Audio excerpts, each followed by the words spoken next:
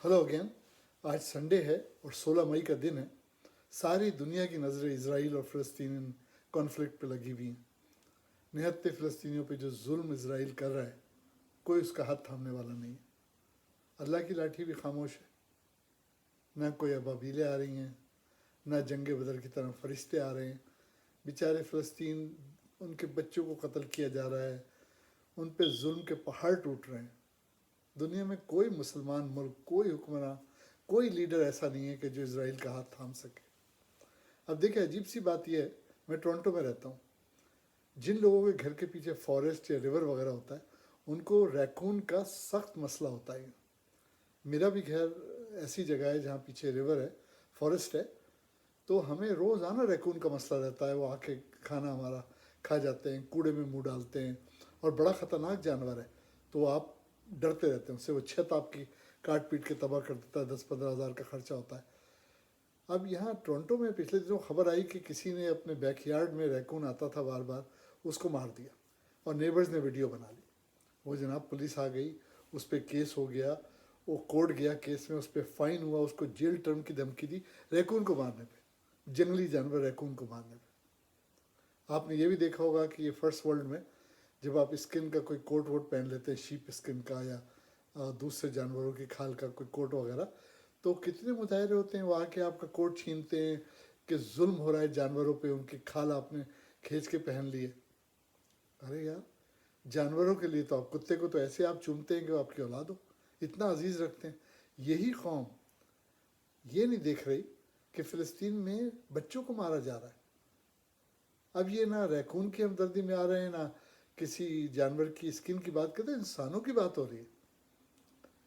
जितनी तादाद में इसराइल उनको मार रहा है, दुनिया में कोई भी तो नहीं है जो इसराइल का हाथ थामे। सारी दुनिया की नज़रें ज़रूर लगी हैं, लेकिन करने वाला कोई कुछ नहीं है। मुझे ये हैरत होती है कि यूएनओ बनाई है दुनिया ने। क्यों क्यों बनाई है? इसीलिए बनाई है कि कहीं अगर दुनिया में ज़्यादती हो रही हो तो आप यूएनओ में जाइए, उसका इजलास बुलाइए और उनसे कहिए कि अपने पीस मेकर भेजें, वहाँ पीस करें। यूएनओ ने तो अपना इजलास ही कैंसिल कर दिया। ऐसे यूएनओ का क्या फ़ायदा? Honestly, if I had any से, मैं तमाम मुसलमान ममालिक के हुक्मरानों से कहूँगा कि ये यूएनओ बेकार सी चीज़ है, ये तो अमेरिका का पपेट है। न्यूयॉर्क में यूएनओ है भाई, न्यूयॉर्क टोक्यो में क्यों नहीं है यूएनओ का हेड ऑफिस? इस्लामाबाद में क्यों नहीं है? न्यूयॉर्क में क्यों है? इसलिए कि यूएनओ अमेरिका की जेब में बैठी है ना। उस तो यूएनओ बिल्कुल बेकार सी ऑर्गेनाइजेशन है। मैं तमाम मुसलमान ममालिक के हुक्मरानों से कहूँगा कि उसमें मेंबरशिप रखने का कोई फ़ायदा नहीं है। जब कोई मुसीबत आती है, कोई वक्त पड़ता है, यूएनओ ने कभी कोई हेल्प नहीं की। आप बता दीजिए, यूएनओ के पीस कीपर कहाँ गए हैं, किसको बचाने गए? इराक़ में, ईरान में, सीरिया में, कहीं अफ़गानिस्तान में, कहीं बता दीजिए कि यूएनओ की पीस कीपर ने कोई काबिल ज़िक्र काम किया। हालांकि यूएनओ के जो पीस कीपर है पाकिस्तान के फ़ौजी भी हैं।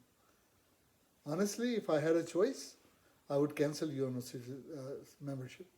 कोई ज़रूरत नहीं है यूएनओ की, इसलिए कि यूएनओ इज़ हेल्पलेस, यूजलेस। अब क्या यूएनओ को नहीं पता क्या हो रहा है? अब इसराइल को देखिए, उसने अल जज़ीरा का दफ्तर उड़ा दिया, बीबीसी का, मीडिया को उसने कहा मीडिया में कवरेज ही नहीं है, लेकिन कोई इसराइल को रोकने वाला नहीं है। कैसे रोके? क्योंकि इसराइल खुद इट्सल्फ तो एक छोटा सा कंट्री है, उसका रकबा भी ज़्यादा नहीं है, लेकिन एटॉमिक पावर है। क्यों? इसलिए कि इसराइल क्या है? इसराइल छोटा सा अमेरिका है। इसराइल से लड़ाई करने का मकसद है अमेरिका से लड़ाई करना। अब आप ये देखिए कि मुसलमानों को जब भी नुकसान हुआ है, उनके अपने लोगों से हुआ है। वरना गैर मुस्लिमों में इतनी ताकत नहीं कि सलाउद्दीन अयूबी को रोक लेते, खालिद बिन वलीद को रोक लेते, या हज़रत उमर रज़ियल्लाहु अन्हु के फतवात को रोक लेते। है? नहीं है। लेकिन अंदर का आदमी हमारा जो है, हमारे आदमियों के साथ मिल के वो हमें नुकसान पहुँचाते हैं। अब पिछले 6 महीने में आपने देखा कि इसराइल जो है वो हर अरब ममालिक के पास गया, उनके साथ उसने डॉक्यूमेंट साइन किए, मेरा ख्याल है पीस ट्रीटी साइन की। इसीलिए कोई अरब मुल्क नहीं बोल रहा है। इसराइल जब चाहता है जाके निहत्तों पे बम बरसा देता है, टैंक लेके चला जाता है।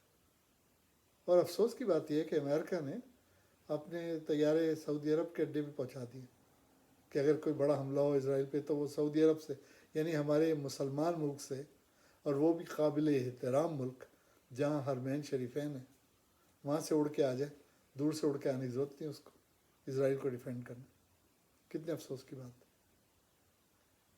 کہ یعنی میں یہ نہیں کہہ رہا ہوں کہ ہر مسلم ملک کو اسرائیل سے دشمنی کرنا چاہیے, بھائی ان کو بھی جینے کا حق ہے, یہودیوں کو بھی جینے کا حق ہے, انہیں جینے دو, لیکن جو وہ ظلم کر رہے ہیں اس کو روکنا چاہیے.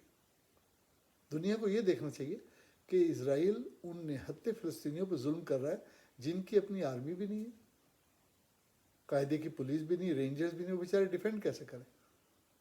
اب وہ کہتے ہیں حماس راکٹ مارتا ہے, کہاں سے مارتا ہے یار؟ ان بیچاروں کے پاس فریش پانی نہیں ہے, کھانے کو نہیں ہے. ان کے حماس کے راکٹ ایسے ہی ہیں جیسے وہ پیٹرول بم یا وہ بوتل بم جو یہ بہاری لوگ بنایا کرتے ہیں.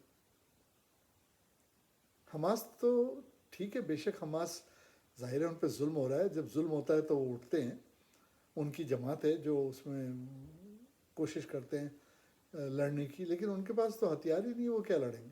تھوڑی بہت مدد ایران کرتا ہے, اس کی مدد سے اگر انہوں نے کوئی بیسمنٹ میں راکٹ بنا کے فضول قسم کے مار دیے تو مار دیے. کوئی اسرائیل کا کبھی آپ نے نہیں سنا ہوگا قابل ذکر نقصان ہوا. لیکن آپ یہ دیکھیں کہ دنیا جو ہے وہ امریکہ کی طرف دیکھ رہی ہے. ارے آپ امریکہ کی طرف کیوں دیکھ رہے ہیں بھائی؟ وائٹ ہاؤس میں تو ان کی سیکنڈ فیملی رہتی ہے. امریکہ کی جو وائس پریزیڈنٹ ہے اس کا ہسبینڈ اور بچے یہودی ہیں. ڈونلڈ ٹرمپ کی بیٹی اور داماد یہودی تھے. تو یہودی جو ہے نا قوم, ہوشیار قوم. دیکھیں ساری دنیا نے ان کو مارا, ہولوکاسٹ کا آپ نے سنا ہوگا, لیکن وہ پھر بھی سروائیو کر گئے. کیوں؟ یہودی لوگ تجارت کرتے, تاجر, وہ پیسہ خرچہ کرتے ہیں, وہ لابنگ کرتے ہیں. امریکہ میں الیکشن ہوتے ہیں تو فنڈنگ کرتے ہیں وہ, اور جب فنڈنگ کریں گے تو ان کے لوگ آگے آئیں گے. اور پھر خود امریکن پولیٹکس میں دیکھیں یہودی آگے, میڈیا ان کا, بزنسز ان کے. تو جو امریکن کانگریس ہے یا جو پولیٹیکل پارٹیز ہیں, جب وہ فنڈنگ لیتے ہیں اسرائیلیوں سے, یہودیوں سے, تو ان کی بات کیوں نہیں کریں گے؟ یقیناً کریں گے. اب سارا جھگڑا جو ہے اسرائیل کے ساتھ فلسطین کا, اس میں میجر ایشو یروشلم کی. اب یروشلم ایسی جگہ ہے جو تینوں مذاہب کے لیے امپورٹنٹ ہے, کرسچنوں کے لیے بھی امپورٹنٹ ہے. حضرت عیسیٰ علیہ السلام بتلہم میں پیدا ہوئے تھے, وہ بھی یروشلم میں. یہودی جو ہیں وہ ہیکل سلیمانی, وہ جو دیوار گری ہے جس پہ روتے ہیں وہ جا کے, وہ کہتے ہیں بھائی ہمارا ہیکل سلیمانی تھا, یہ جگہ ہماری تھی. اور مسلمانوں کا قبلہ اول, وہ تو اللہ کا لاکھ لاکھ کرم ہے, اللہ تو سب کچھ جانتا ہے نا. وہ تو بہت اچھا ہوا کہ قبلہ اول اللہ تعالیٰ نے وہاں سے قبلہ موو کر کے کعبۃ اللہ میں لے گئے.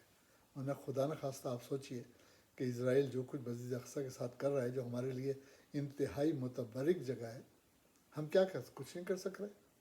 تو نعوذ باللہ اگر ابھی تک ایک قبلہ ہوتا, اللہ تو سب جانتا تھا نا, تو ہم مسلمان تو صرف زبانی جمع خارج کرتے.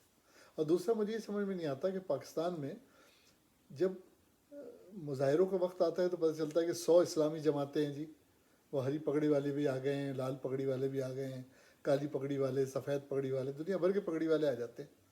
وہ جی ہم یہ کریں گے, وہ کریں گے. اب یہ کرو نا, جاؤ لڑو فلسطین میں جا کے.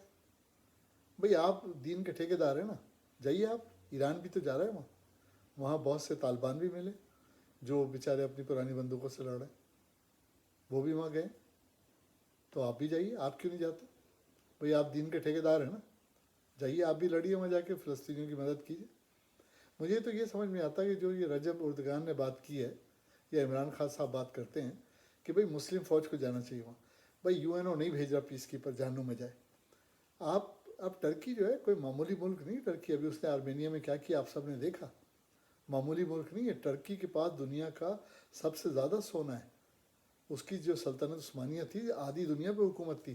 ٹرک کے پاس جدید ترین ہتھیار ہیں, اور پھر بڑا اچھا آدمی ان کا صدر. دیکھیں ان کے صدر کو فوجی بغاوت سے ہٹا دیا گیا تھا, رجب اردگان کو. عوام سڑکوں پہ آ گئے کہ اس کو واپس لاؤ. یہی حال جو ہے وہ ملائیشیا کا تھا جب یاتیر محمد تھے. وہ 93 ایئرس کی عمر تک سربراہ رہے, سازشوں سے ان کو ہٹا دیا گیا. تو ابھی ہمارے پاس 2-4 ایسے لیڈر ابھی ہیں موجود اسلامک دنیا میں, وہ بنائیں اسلامک فورس. اور نہیں کر سکتے تو لابنگ کریں کم از کم چائنا سے, رشیا سے, کیونکہ چائنا اور رشیا جو ہیں وہ کمیونسٹ کنٹریز ہیں. وہ نہ کرسچن ہے, نہ یہودی, نہ مسلمان.